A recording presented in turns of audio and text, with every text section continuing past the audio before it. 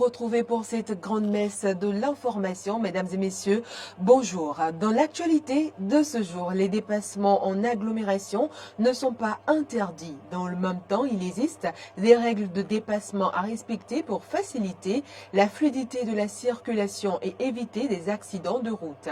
Un dossier consacré au sujet à suivre dans ce journal. Le Conseil des ministres s'est réuni sous la présidence du président Patrice Talon. Vous suivrez le compte de Wilfried Léandre Wumbichi.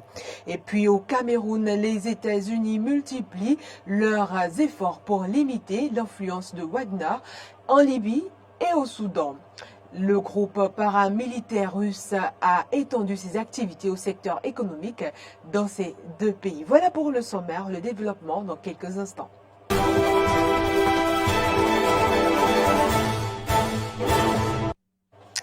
À nouveau, bonjour.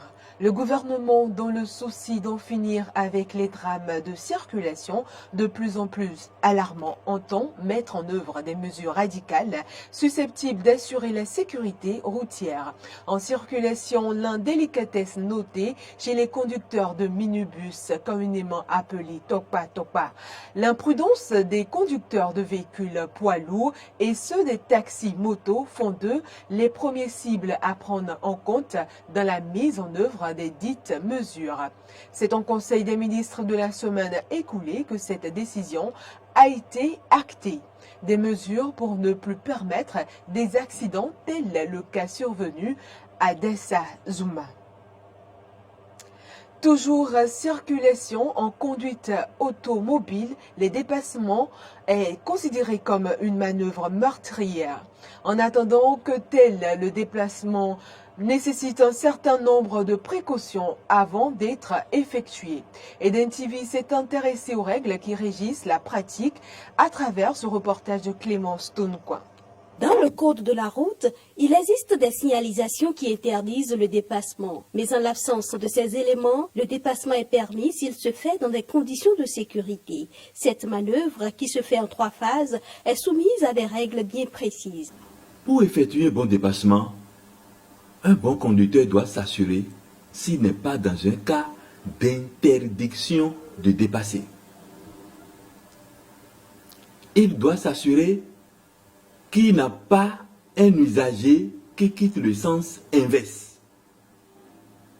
Il doit s'assurer que son véhicule a une réserve d'accélération suffisante pour pouvoir effectuer la manœuvre. Il doit s'assurer que lui-même, il n'est pas sur le point d'être dépassé. Il doit s'assurer qu'il aura de la place pour se rabattre après le dépassement. Et quand il manque une de ces 5 précautions, le dépassement n'est pas possible. L'observance de ces règles ne donne pas systématiquement le droit à un conducteur de véhicule de faire un dépassement. Après toutes ces précautions, il doit s'assurer si l'usager a dépassé, a compris son intention et qu'il accorde. S'il a compris son intention et qu'il accorde, il commence par serrer sa droite. Parce qu'il faut avertir. Il faut avertir, il faut clignoter. Il faut mettre le clignotant de son intention. Il faut également klaxonner brièvement de jour et mettre des appels de feu la nuit. En général, les règles de dépassement ne varient pas en fonction de la catégorie du véhicule. Cependant, lorsqu'il s'agit des véhicules poids lourds, d'autres considérations sont à prendre en compte. Vu déjà le poids de ces engins lourds, vu les caractéristiques de ces véhicules, en dehors de toutes ces précautions que les gros porteurs également doivent observer, les précautions que les petits véhicules observent, ils devaient faire beaucoup attention parce que leur dépassement demande beaucoup de précautions. Ceux-là qui conduisent les gros porteurs doivent tenir compte des angles morts parce que des fois leur rétroviseur extérieur gauche, extérieur droit fonctionne, mais le rétroviseur intérieur il n'en possède même pas parce que la remorque qui est derrière cache la visibilité. Le conducteur doit tout faire pour chercher, voir dans ces angles morts avant de faire les différentes manœuvres. Tenir compte de leurs gabarits, tenir compte du poids de ces véhicules et tenir compte des circonstances dans lesquelles ils doivent dépasser. Le promoteur d'auto-école déplore l'absence d'enseignement spécifique au poids lourd dans le code en vigueur dans les centres de formation en conduite automobile. Nous poursuivons ce journal. Le Conseil des ministres s'est réuni hier sous la présidence de Patrice Talon. Entre autres décisions prises, désignation de la Société béninoise de production d'électricité comme acheteur principal d'énergie électrique sur le territoire national. Je vous invite à suivre le compte rendu du secrétaire général adjoint et porte-parole du gouvernement Wilfried Léon Ndrumbidji. La principale décision issue du Conseil des ministres de ce mercredi 8 février 2023, conduit par le président de la République, M. Patrice Talon, est relative aux mesures normatives. Elle porte sur la désignation de la Société béninoise de production d'électricité, SBPE, comme acheteur principal d'énergie électrique sur le territoire de la République du Bénin.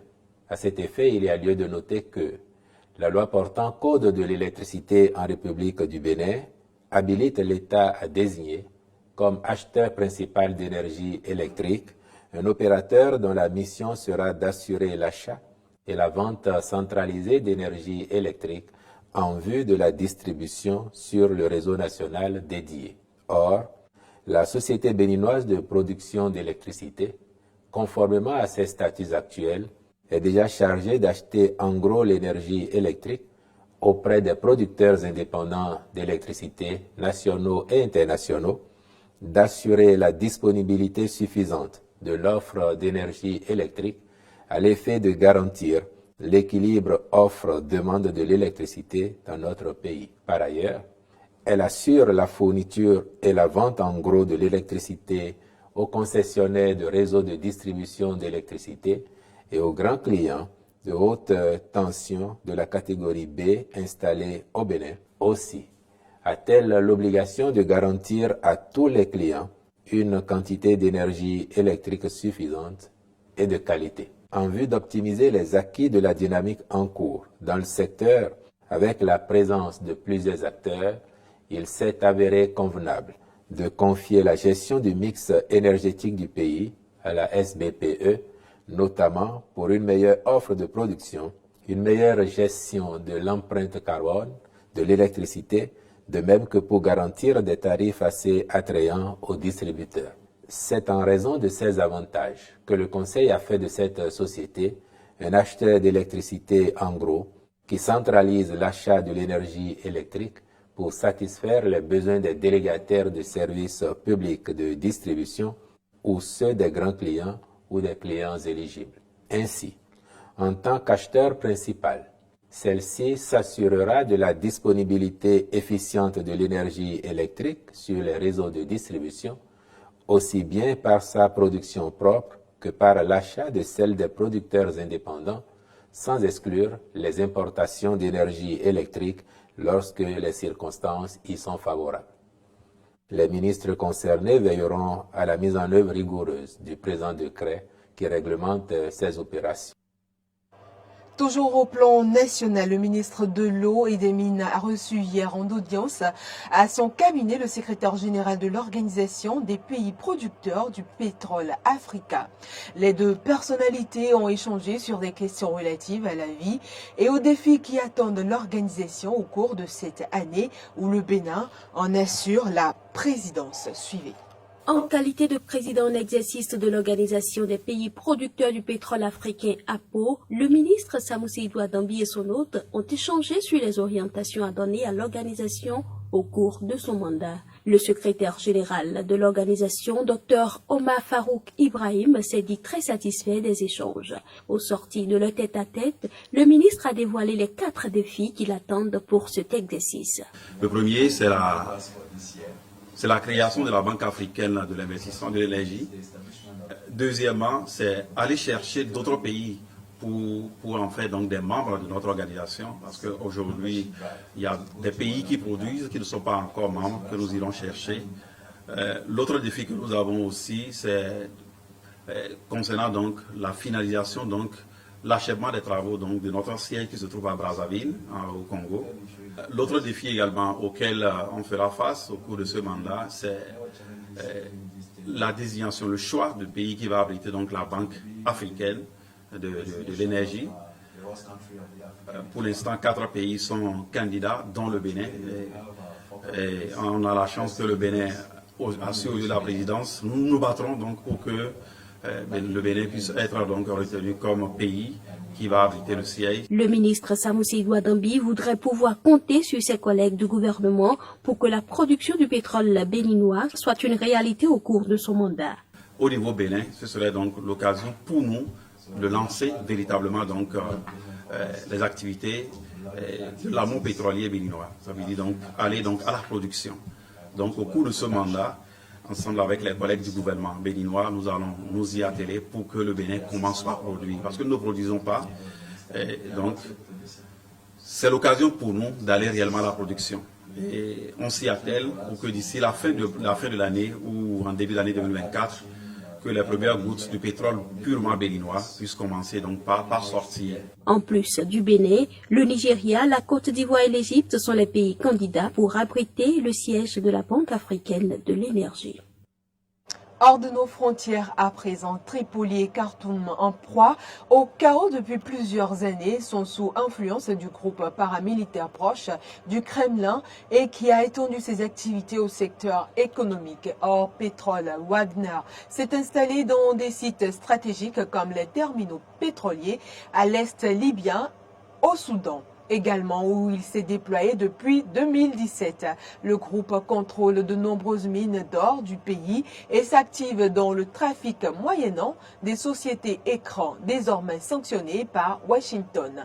Lors de sa dernière visite au Soudan en janvier, Abbas Kamel, le chef de renseignement égyptien, a exhorté les militaires soudanais au pouvoir à trouver un moyen de remédier à l'utilisation du Soudan comme base par Wagner pour des opérations dans des pays voisins tels que la République centrafricaine.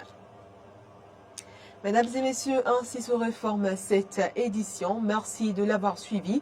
L'information se poursuit sur nos différentes plateformes YouTube, Facebook et Twitter et sur notre site internet www.benin-eden.tv.